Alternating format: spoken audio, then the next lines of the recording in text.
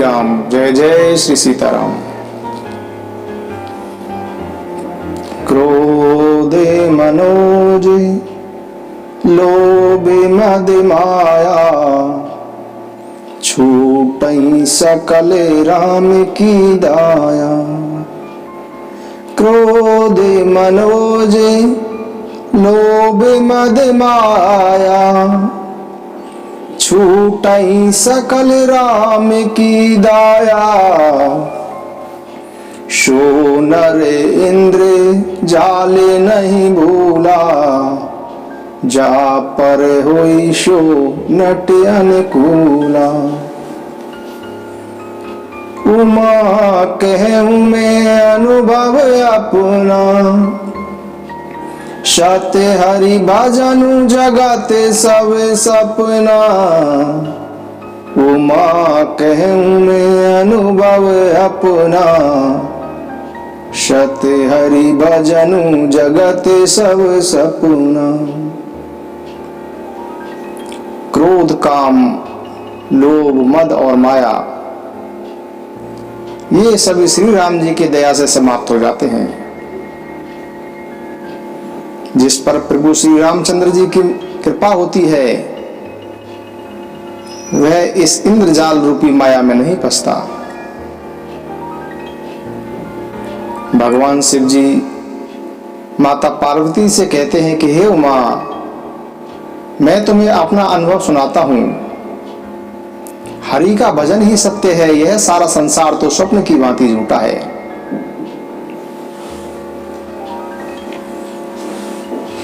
कमल के पत्तों की आड़ में जल का जल्दी से पता नहीं लगता। जब जल कमल के पत्तों की आड़ में छुपा हुआ रहता है तो जल दिखाई नहीं देता। इसी प्रकार से माया से ढके होने के कारण निर्गुण ब्रह्म भी दिखाई नहीं देता है।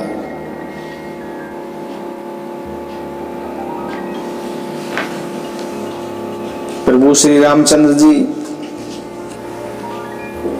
माता सीता जी की वजह से दुखी हैं। भगवान को दुखी देखकर नारद जी के मन में विशेष रूप से चिंता हुई। नारद जी ने मन में विचार किया कि मेरे साप के कारण ही प्रभु श्री रामचंद्र जी को अनेक प्रकार के दुख सहने पड़ रहे हैं। ऐसे भक्तवत्सल प्रभु को मैं जाकर देखूं, फिर ऐसा समय नहीं मिलेगा।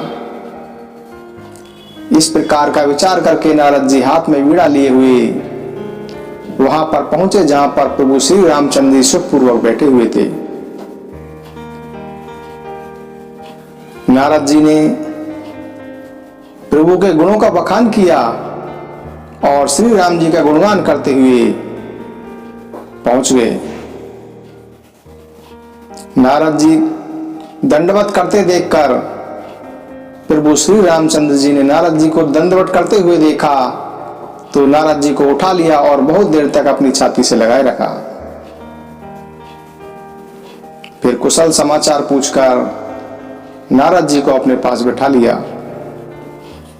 लक्ष्मण जी ने भी आदर के साथ नारद जी के पैर धोए और बहुत प्रकार से प्रार्थना करके और प्रभु को मन में प्रसन्न जानकर नारद जी कमल के समान हाथों को जोड़कर बोले, सुनहु उदार सहज रघुनायक, सुंदर अगमे सुगम बरदायक। सुनहु उदार सहज रघुनायक, सुंदर अगम सुगम बरदायक। देहूं एक बर मांगऊं स्वामी, यद्यपि जानत अंतर्यामी। हे स्वामी, हे प्रभु श्री रामचंद्र जी, सुनिए, आप सुंदर अगम और सुगम वर प्रदान करने वाले हैं। हे स्वामी, मैं आपसे एक वर मांगता हूं, वह मुझे दीजिए। यद्यपि आप अंतर्यामी होने के नाते सब कुछ जानते ही हैं, इस पर प्रभु श्री रामचंद्र जी ने कहा कि हे मुनि, तुम मेरा स्वभाव जानते ही हो। क्या मैं अपने भक्तों से कभी कुछ छुपाता हूं? मुझे ऐसी कौन सी वस्तु प्रिय है जो मैं अपने भक्तों को नहीं दे सकता। मुनिवर, तुम्हें जो भी प्रिय हो वो मांगो। भक्त के लिए मुझे कुछ भी अदेय नहीं है, भूल कर भी ऐसा विश्वास मत छोड़ना। तब नारद जी हर्षित होकर बोले कि हे प्रभु, मैं ऐसा वर मांगता हूं, मैं इस प्रकार की दृष्टता करता हूं कि यद्यपि प्रभु के अनेक नाम हैं और वेद कहते हैं कि वे सब नाम एक से बढ़कर एक हैं, फिर भी हे नाथ, आप राम नाम को सभी नामों से बढ़कर हो और पाप रूपी पक्षियों के समूह के लिए यह वधिक की भांति हो। आपकी भक्ति पूर्णिमा की रात्रि है और उसमें राम नाम ही पूर्णिमा चंद्र होकर, अन्य सभी नाम तारा समूह होकर भक्तों के हृदय रूपी निर्मल आकाश में निवास करें। नारद जी की इस प्रकार की बात सुनकर प्रभु श्री रामचंद्र जी ने मुनि जी से कहा कि ये वस्तु ऐसा ही होगा। तब नारद जी मन में प्रसन्न होकर प्रभु के चरणों में सिर झुकाते हैं। श्री रघुनाथ जी को अत्यंत प्रसन्न जानकर नारद जी फिर कोमल वाणी से बोले कि हे राम जी, हे रघुनाथ जी, सुनिए। जिस समय आपने अपनी माया को प्रेरित करके मुझे मोहित कर दिया था और आपने मेरा विवाह नहीं होने दिया था, आपने किस कारण से मुझे विवाह करने से रोका था?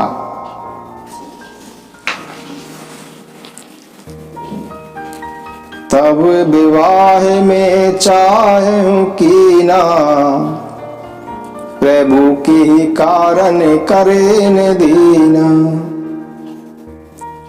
सुनु मुनि तो ही कहूं शहरोषा, बजही जे मोहि तजी शकल भरोसा। करहूं सदा तिनके रखवारी, जिमी बालक राकई महतारी। गेह शिशु बक्ष अनल अहि धाई, तेरा कई जननी अरगाई।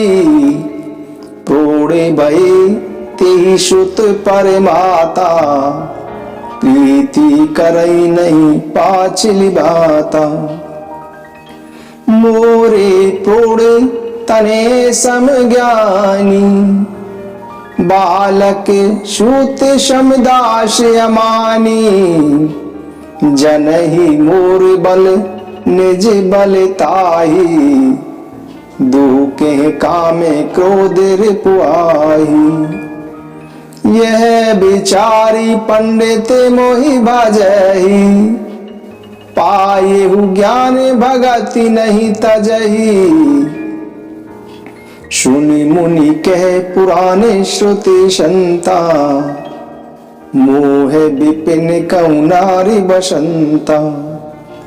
जप तप नेमि जलाश्रय जारी, होई ग्रीष्म शोषई शव नारी। कामे क्रोध मद मत्सर बेका, इन्हीं हरस प्रद बरसाए का। दुर्भाषिना कुमुद समुदायी, तिनके शरद सदा सुखदाई। धर्म सकल शरीशरोह वृंदा, होई मित नहीं दही सुख मंदा। पुनि ममता जो आश बहुताई, पलु हई नारी शिशिर ऋतु पाई। पापे उलुकुन करे शोककारी, नारी निबिड़े रजनी अंधियारी। बुद्धि बलशीली सत्य सब मीना, पन शीशम त्रिय कहीं प्रवीणा। सुनी रघुपति के बचन सुहाए, मुनि तन पुलक नैन भरि आए। कहूँ कवन प्रभु के असिरीति, सेवक पर ममता अरु प्रीति, जेने भजहि अस प्रभु ब्रह्म त्यागी, ज्ञान रंक नर मंद अभागी। पुनि सादर बोले मुनि नारद, सुनहु राम विज्ञान विशारद, संतन के लक्षण रघुवीरा, कहु नाथ भव भंजन वीरा। सुनु मुनि संतन के गुण कहूँ, जिनते में उनके बश रहूं, शट विकार जित अनग अकामा, अचल अकिंचन सुच सुख धामा। अमित बोध अनियमित भोगी, सत्य सारे कवि को विद जोगी, सावधान मानद मदहीना, धीर धर्म गति परम प्रवीणा। निज गुण श्रवण सुनत सकुचाई, पर गुण सुनत अधिक हर्षाई, सम शीतल नहीं त्यागहि नीति, सरल स्वभाव सबहि सन प्रीति। जप तप व्रत दम संयम नेमा, गुरु गोविंद विप्र पद प्रेमा, श्रद्धा क्षमा मैत्री दाया, मुदिता मम पद प्रीति अमाया। विरति विवेक विनय विज्ञाना, बोध जतारत वेद पुराणा, दम्बे मान मद करहिन काऊ, भूलिन दे कुमारग पाऊं। गावहि सुनहि सदा मम लीला, हेतु रहित परहित रतशीला, मुनि सुनु साधुन के गुण जेते, कही न सकहि सारद श्रुति तेते।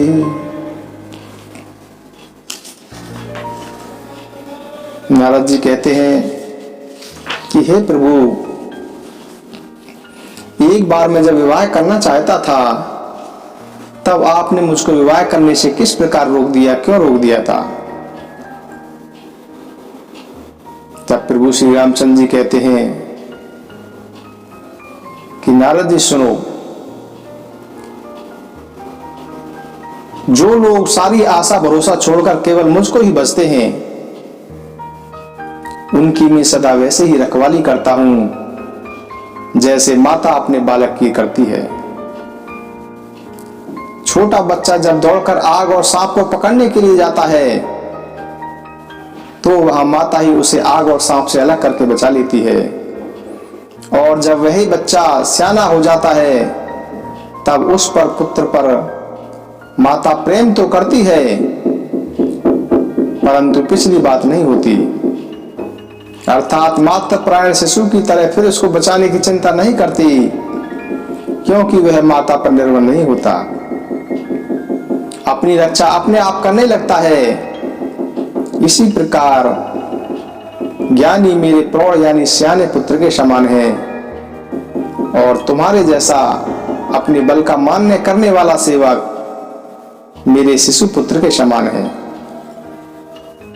मेरे सेवक को केवल मेरा ही भरोसा रहता है, और ज्ञानी को अपने ज्ञान का बल रहता है। पर काम क्रोध रूपी शत्रु तो दोनों के लिए ही हैं। भक्त के शत्रुओं को मारने की जिम्मेदारी मुझ पर रहती है, क्योंकि वह मेरे परायण होकर ही मेरा बल मानता है।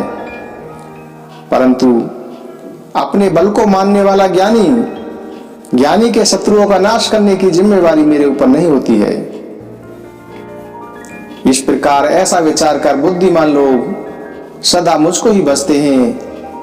वे लोग ज्ञान प्राप्त हो जाने पर भी भक्ति को कभी नहीं छोड़ते।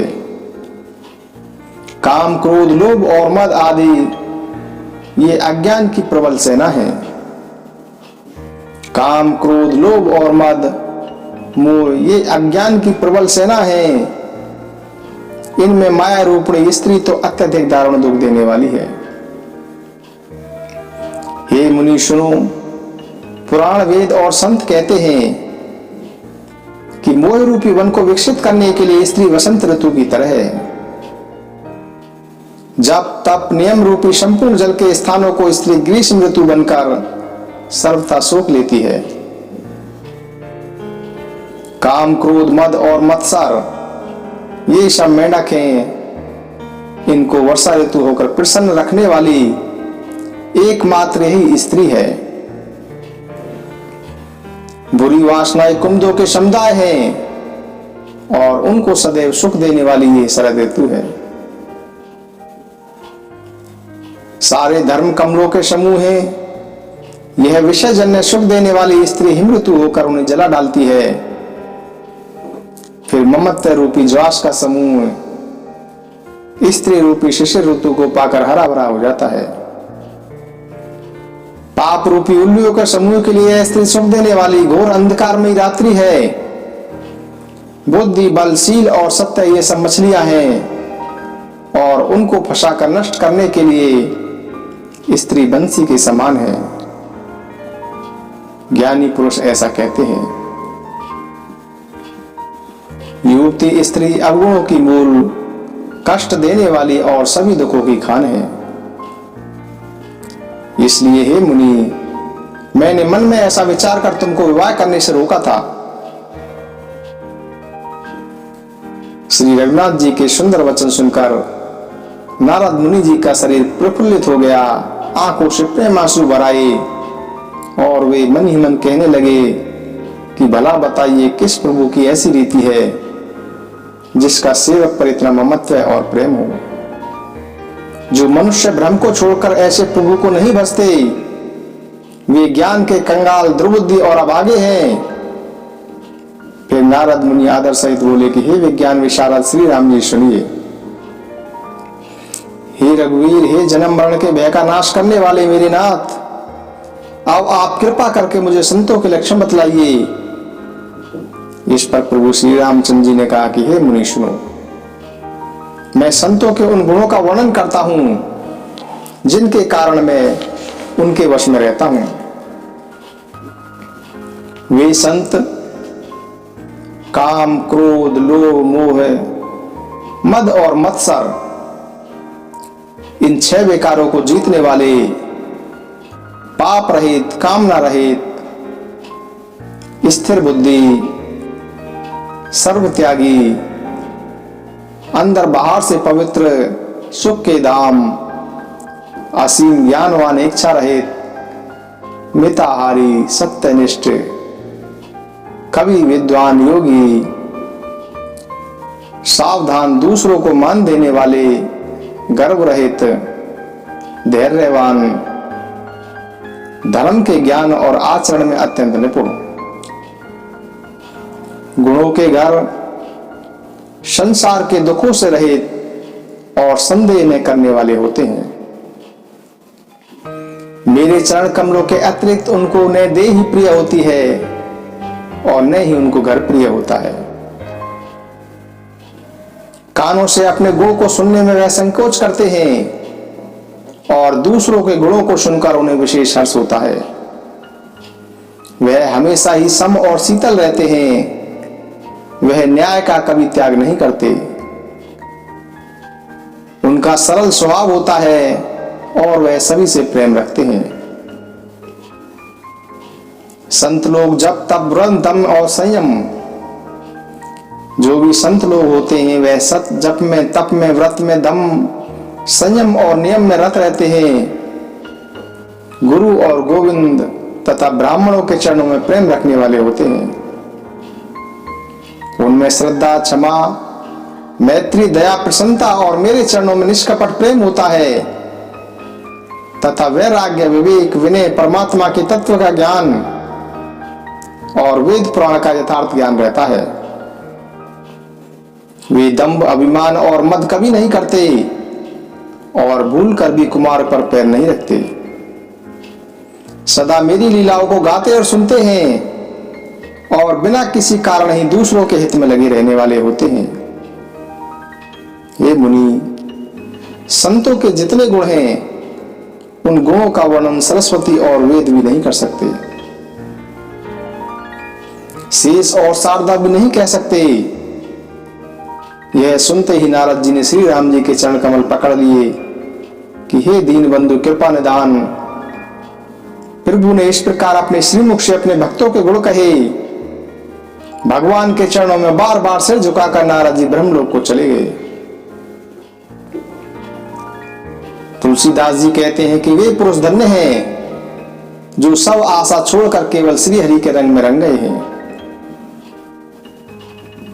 जो लोग रावण के शत्रु श्री राम जी का पवित्र यश गाएंगे और सुनेंगे, वे वैराग्य, जप और योग के बिना ही श्री राम जी की दृढ़ भक्ति पाएंगे।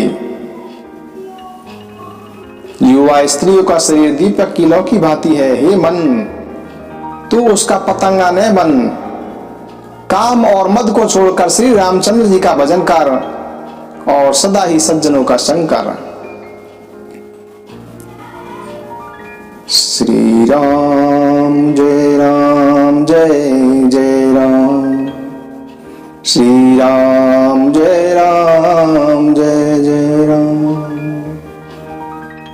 वे मन कर ले ब्रह्म विचार, वे मन कर ले ब्रह्म विचार, वे मन कर ले ब्रह्म विचार, वे मन कर ले ब्रह्म विचार। जय जय श्री सीताराम, जय जय श्री सीताराम।